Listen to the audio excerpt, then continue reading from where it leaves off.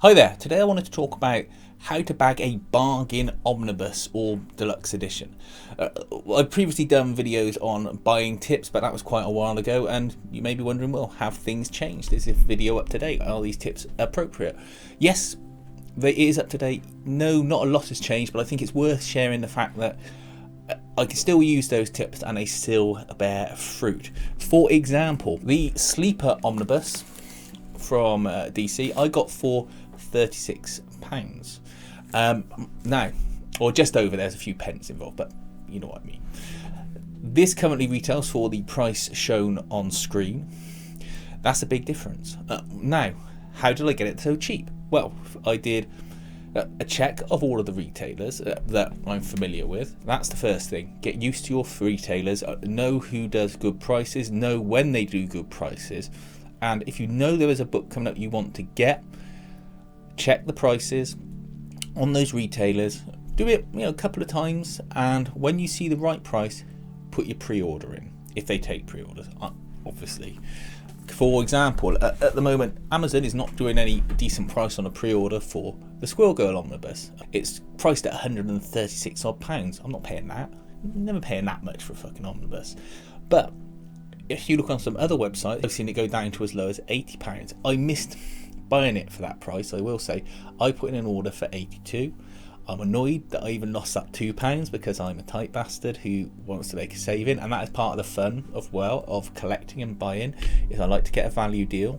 But that's one tip. The next tip is be aware that Amazon will load prices, or rather force retailers to sell items at inflated prices to cover their commission. So for example, a retailer who is selling a book through Amazon might advertise the book for the price of £52. If you go onto their website direct, you may find that they offer not only free postage but also a reduction on the price because they aren't having to include the bump for Amazon's fees. So you might find that £52 book is now £47 or less even on their direct website. So you can see the book, see you selling it on the other sellers list on Amazon.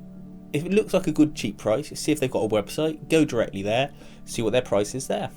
You may find you get yourself a deal. And the way I view it is, even a £5 saved there is a £5 towards the price of your next book, which would be 10% with some books, depending on what one you're buying. Next one is understand what the used section on Amazon is for.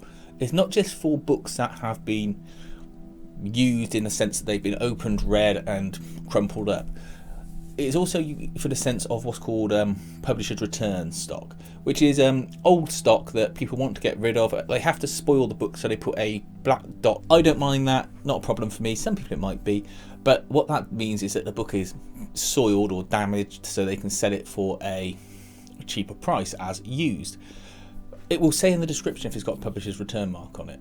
So if you see that and you're happy to have that, you can get a massive discount on a book. The number of books I've got, omnibuses, where I've had off the already reduced price that you might be buying it for new, I've got £20-30 off them for that price. Great. The other one is read the description on the used items anyway, because I got 100 Bullets Omnibus 1 and Omnibus 2. I'll put them on a separate shot because I can't hold these giant omnibuses up, which are big weighty tomes going for, well, the price is currently shown on screen. I got those for £40 each, and they weren't even got publisher's return marks. They were dusty and the plastic was ripped. I still haven't taken the plastic off them because I wanted to show you the condition I got them in, but that was it. There's literally a little bit of crumpling on the corner. So I got this for £40 each when they retail for more than twice as much. And the other one is know your prices, put them in an Amazon list and monitor the prices because they do go up and down. If you follow those basic rules, you can get yourself a good book for a very cheap price in comparison to what you might otherwise pay. So know your retailers, monitor your prices, read the descriptions and look for your retailers' direct websites. I hope this video has helped you. If it has, please give us a thumbs up, please subscribe. I always try and find bargains and deals for people. When I see one, I try and throw it out there on my iPad. And thanks for watching.